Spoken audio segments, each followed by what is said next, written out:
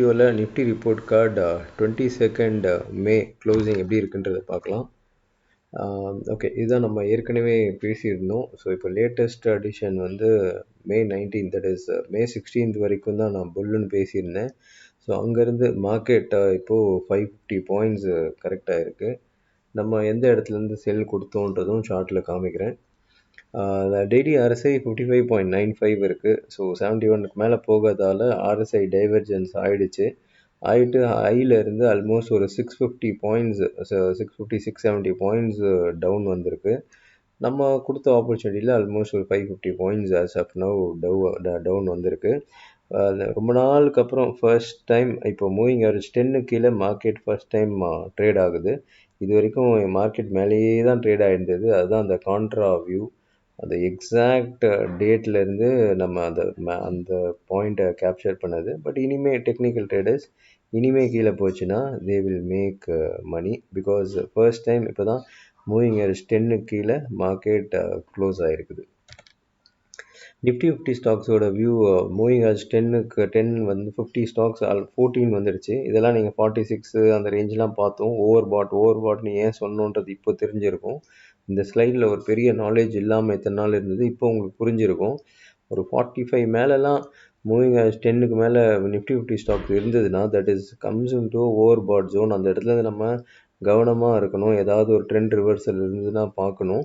So இன்றைக்கி பார்த்தீங்கன்னா 14 and above வந்துச்சு. ரொம்ப கம்மியாயிடுச்சு இன்றைக்கி.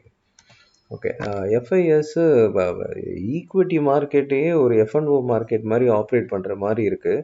ஏன்னா ஒரு கன்சிஸ்டன்ஸு இல்லை. ஆக்சுவலாக FIS இன்றைக்கி 5045 crores செல் பண்ணியிருக்கிறாங்க. முன்ன நாள் 10,000 கோடிக்கு வாங்கினாங்க. அதுக்கு முன்னாடி 500 கோடிக்கு வாங்கினாங்க. அதுக்கு முன்னாடி 8,000 கோடிக்கு வாங்கினாங்க. ஸோ இன்றைக்கி பார்த்திங்கன்னா அகெயின் 5045 crores செல் பண்ணியிருக்காங்க.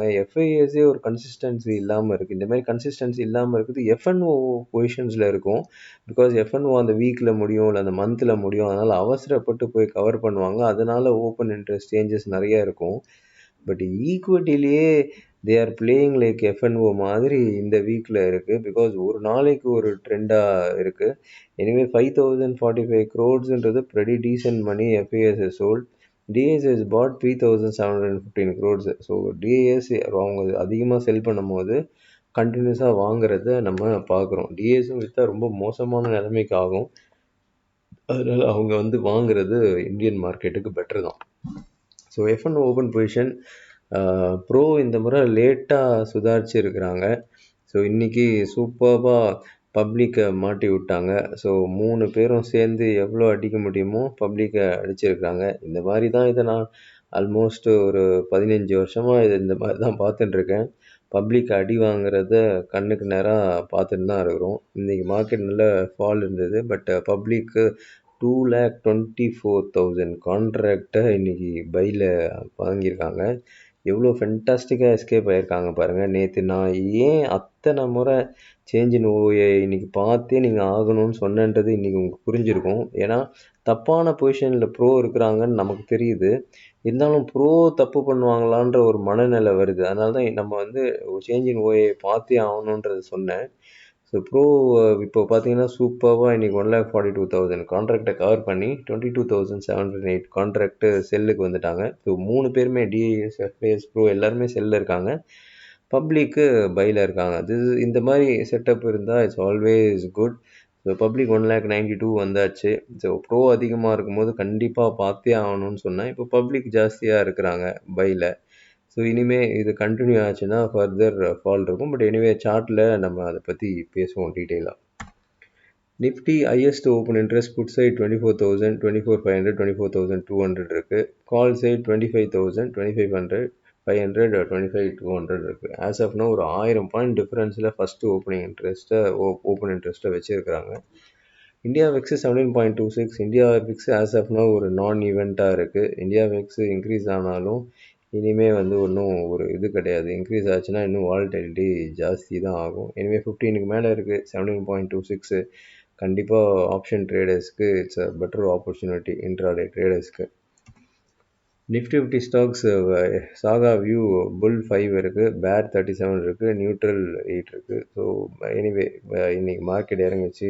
எவ்ரி ஒன் நோஸ் பேர் தான் டாமினேட் பண்ணியிருக்கோன்றத. Nifty 2025 early point 23,500. Fantastic opportunity. கீழேயும் சரி இப்போ மேலேயும் சரி ஒரு அருமையான ஆப்பர்ச்சுனிட்டி இந்த ஒரு பாயிண்ட்டை வச்சே போயிட்டுருக்கு. Nifty B ratio 22.01. மார்க்கெட் இறங்கும் போது வேல்யூவேஷன் அட்ஜஸ்ட் ஆகுது. பட் என்ன இருந்தாலும் 22 ஒரு நார்மல் வேல்யூவேஷன் தான். கண்டிப்பாக காஸ்ட்லியும் கிடையாது, சீப்பும் கிடையாது. ஓகே, இதுதான் நம்ம ஏற்கனவே பேசியிருந்தோம். 22,900லேருந்து 19,600 செல்லர்ஸ் ட்ராப் ஜோன். எக்காரணத்து கொண்டும் அந்த இடத்துல செல் பண்ணிடாதீங்கன்னு பேசியிருந்தோம். ஸோ அங்கேருந்து மார்க்கெட் ஆல்மோஸ்ட் ஒரு 3,300 பாயிண்ட்ஸ் அப் மூவ் வந்தது. இப்போது நம்ம மே 16th நான் புல்லிஷ் முடிஞ்சிடுச்சின்னு பேசியிருந்தோம். அதுக்கப்புறம் சார்ட்டை பார்த்தோம், எந்த இடத்துல கீழே போனால் செல் பண்ணலான்னு பேசியிருந்தோம். நம்ம சொன்ன இடத்துலேருந்து 550 பாயிண்ட்ஸ் ஆப்பர்ச்சுனிட்டி கிடச்சிருக்கு. மே 19th 22க்குள்ளே எக்ஸாக்டாக ஒரு 4 ட்ரேடிங் டேயில் 550 பாயிண்ட்ஸ் ஆப்பர்ச்சுனிட்டி கிடச்சிருக்கு. கண்டிப்பாக 550 பாயிண்ட்ஸ் எல்லோரும் எடுத்துருக்க மாட்டீங்க, பட் ஷுவராக here and there decent profits எடுத்திருப்பீங்கன்னு நம்புகிறேன். எவ்வளோ ப்ராஃபிட்ஸ் இந்த நம்ம சொன்ன இந்த வியூ வச்சு எடுத்தீங்கன்னு உங்கள் கமெண்ட் செக்ஷனில் கமெண்ட்ஸை பதிவு பண்ணுங்கள். நாங்களும் தெரிஞ்சுக்கிறோம் எவ்வளோ பேர் இதை யூட்டிலைஸ் பண்ணுறாங்க, இல்லை சும்மா ஒரு கதை புக்கோ இல்லை சினிமா படம் மாதிரி பார்க்குறாங்களா அப்படின்றத நாங்களும் தெரிஞ்சுக்கிறதுக்கு ஆர்வமாக இருக்கோம். So this what is happening as of now. மார்க்கெட்டை நம்ம நேற்று பேசியிருந்தோம். இந்த சார்ட் ரொம்ப கிளியராக இந்த இடத்துல நான் எக்ஸ்பிளைன் பண்ணியிருந்தேன். ஸோ இந்த மூவ் இப்படி இருக்குது. இந்த இடத்துல மார்க்கெட் எக்ஸாம்பிள் இந்த இடத்துல இந்த இடம் இப்படி இருக்குது, இங்கே ஒரு லோ இருக்குது. பட் இருந்தாலும் இது கொஞ்சம் மீனிங்ஃபுல் லோவாக இருக்கும். இது கீழே செல் பண்ணுங்கன்னு பேசியிருந்தோம். ஸோ இது கீழே செல் பண்ணவங்க இன்றைக்கி ஆல்மோஸ்ட் ஒரு 200-250 பாயிண்ட்ஸ் ப்ராஃபிட் ஆப்பர்ச்சுனிட்டி ஈஸியாக இங்கேருந்து கிடச்சிருக்கும். பட் ஓவரால் நம்ம சொன்னது இதுதான், அந்த லோவர் லோ போடுற வரைக்கும் வெயிட் பண்ணுங்க நான் பேசியிருந்தோம் ஓவரால். ஸோ இதுக்கு கீழே நம்ம செல் பண்ணி சொல்லியிருந்தோம். திஸ் வாட் 24 ஒரு 950 அந்த ரேஞ்சிலேருந்து செல் பண்ணியிருந்தா இப்போ ஆஸ் ஆஃப் நவ் ஒரு 24,450 அந்த ரேஞ்சு வந்திருக்கு. ஓகே, இப்போது நெக்ஸ்ட் டேக்கு என்ன ஆகும்? சில பேர் கன்ஃபியூஸ் ஆகிக்கிறாங்க. நான் நேற்று இதை பற்றி பேசினேன். இந்த ஹை இந்த லோ ரொம்ப இம்பார்ட்டண்ட்டாக இருக்கும். இந்த லோவை பிரேக் ஆனால் செல் பண்ணுங்கள், இந்த ஹை பிரேக் ஆனால் வெயிட் பண்ணுங்கன்னு பேசியிருந்தோம். சில பேர் I don't know why they are confusing. நம்ம ரொம்ப சிம்பிளான ஒரு வேர்டில் தான் சொல்கிறோம். இது நம்ம இப்போ இந்த சார்ட்டு 15 மினிட்ஸை வச்சு நான் காமிக்கிறோம். 15 மினிட்ஸை வச்சு காமிச்சா தட் இஸ் கிளியர்லி இன்ட்ராடேன்றது கிளியராக தெரியணும். பொசிஷனல் நம்ம ஆல்ரெடி சொல்லியிருக்கோம். இந்த ஹை போயிருக்கு, இந்த ஹைக்கு மேலே வீக்லி க்ளோசிங் வச்சா மட்டும்தான் நான் புல்லிஷ்ன்னு நம்ம ஏற்கனவே பேசியிருக்கிறோம். ஸோ அதுக்கே இன்றைக்கும் அதே மாதிரி தான். நேற்று எப்படி ஒரு இது பார்த்தோமோ அதே மாதிரி சுச்சுவேஷன் தான் இன்றைக்கும் இருக்குது. எதுவுமே இல்லை. ஸோ இந்த ஹை ஒன்று இருக்குது, இங்கே லோ இருக்குது. ஸோ செல் பண்ணுறவங்க இந்த லோவுக்கு கீழே போனதுக்கப்புறம் இனிமேல் செல் பண்ணுறது இட்ஸ் பெட்டரு. இல்லை மார்க்கெட் இதுக்குள்ளேயே கூட சுற்றிட்டு இருக்கலாம். பட் நாளைக்கு 1 o'clock டைம் இது பண்ணிக்கோங்க. 1 o'clock மேலே ஏதாவது ஒரு சடன் மூவ் இருந்தால் இருக்கலாம். பிகாஸ் எஃப்என்ஓவில் இது பப்ளிக்கு ஹியூஜ் பொசிஷன்னா இன்றைக்கி இருக்கிற வால்யூமுக்கு ஹியூஜ் பொசிஷன் சொல்லலாம். ஸோ அந்த பொசிஷன் பில்ட் பண்ணுறதால 1 o'clock மேலே ரொம்ப கேர்ஃபுல்லாக நம்ம வாட்ச் பண்ண வேண்டிய தருணத்தில் இருப்போம். ஏன்னா பப்ளிக் ஆல்ரெடி ஜாஸ்தியாக இருக்கிறாங்க. இன்னும் ஜாஸ்தியாக ஆக்குறாங்க அப்படின்னா 1 o'clock மேலே ஒரு ஷார்ப் மூவ் நார்மலாக இருக்கலாம். ஸோ நாளைக்கு நம்ம 1 o'clock மேலே யூ ஜஸ்ட் பி கேர்ஃபுல். ஏதாவது ஒரு பொசிஷன் இருந்தீங்கன்னா என்ன பொசிஷன் இருக்கோ அதுக்கு ஆப்போசிட் டைரெக்ஷனில் மூவ் ஆனாலும் ஆகலான்ற மைண்டில் வச்சுக்கிட்டு நாளைக்கு ட்ரேட் பண்ணுங்கள். பட் ஓவரால் டெக்னிக்கல்ஸ் படி அவ்வளோதான். ஸோ இந்த லோவை பிரேக் ஆனால் அகெயின் ஃப்ரெஷ்ஷாக ஸ்டார்ட் ஆகும். இந்த ஐக்கு மேலே பிரேக் ஆனால் ஜஸ்ட் வெயிட். வேறு மார்க்கெட் எந்த மாதிரி இடத்துல என்ன பண்ணுதுன்றதை பார்த்துட்டு நம்ம டிசைட் பண்ணலாம். ஸோ திஸ் வாட் இந்த இடத்துல எல்லாருக்கும் ஞாபகம் இருக்கும். நம்ம கண்டினியூஸாக பேசிகிட்டு இருக்கோம். ஸோ இந்த இடத்துலேருந்து இவ்வளோ பெரிய down move, fantastic opportunity. 16th அப்புறம் we are not bullish confirm பண்ணிட்டு பண்ணுங்கன்னு நம்ம பேசிட்டு இருந்தோம். இதுதான் அந்த கன்ஃபர்மேஷனும் சொல்லியிருந்தோம். Hope each and every one has made a pretty decent மணின்னு நம்புகிறேன். ஸோ டெய்லியில் பார்க்கலாம் நீங்கள். டெய்லியில் ஸோ இப்படி ஒரு கேண்டில் வந்திருக்கு.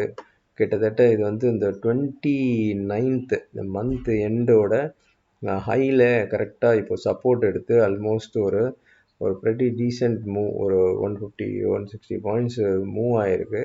ஸோ இந்த மாதிரி இப்படி டெய்லி இப்படி பார்க்கும்போது இந்த இந்த பெரிய கேண்டில்ல வந்து இது லோ பிரேக் பண்ணாலும் அந்த லோவை சஸ்டெயின் பண்ண முடியாமல் திரும்பி மேலே போயிடுச்சு. ஸோ இந்த லோ கீழே போனால் தான் பொசிஷனல் செல் அகைன். பிகாஸ் இங்கேருந்து ஒரு ஷார்ப்பாக ஒரு 150 பாயிண்ட் மூவ் ஆனதால் அப்படி சொல்கிறேன். ஸோ இது கீழே போயிடுச்சுன்னா ஃபர்தர் புதுசாக செல்லிங் ஆரம்பிக்கலாம். இல்லைனா intraday anyway very good opportunities இருக்குது. ஏகப்பட்ட ஆப்பர்ச்சுனிட்டிஸ் இன்ட்ராடேல வந்துட்டுருக்கு. ஒவ்வொரு நாளும் வருது. ஸோ நம்ம எப்படி இந்த இப்போ நம்ம இன்ட்ராடேக்கு ட்ரைனிங் கண்டக்ட் பண்ணமோ அதுக்கேற்ற மாதிரி கிளைண்ட்ஸும் they are making very decent money in everyday basis. So ஸ்மார்ட்டாக யூஸ் பண்ணிக்கிறாங்க நம்ம கான்செப்டை. So this is what is happening. இந்த இன்றைக்கும் வந்து they made very decent money. நீங்களும் இந்த மாதிரி ஒரு இன்ட்ராடே கற்றுக்கிட்டு பண்ணணும் அப்படின்னு நினைக்கிறீங்கன்னா 18th ஜூன் அந்த ட்ரைனிங் இருக்குது. வேணுன்றவங்க இப்போவே உங்களால் முடிஞ்சதுன்னா இப்போவே நீங்கள் அதை இது பண்ணிக்கலாம். உங்களுக்கு சில வீடியோஸ் வரும். அந்த வீடியோஸை நீங்கள் பார்த்துட்டு தென் 18th ஜூன் ஜாயின் பண்ணிக்கலாம். சில கான்செப்ட் உங்களுக்கு 18க்கு முன்னாடியே சில கான்செப்ட் வீடியோவில் வரும். அதை நீங்கள் பார்த்துட்டு தென் 18th நீங்கள் ஜாயின் பண்ணிக்கலாம். ரெஜிஸ்டர் பண்ணுறவங்க பண்ணிக்கலாம். Thank you so much.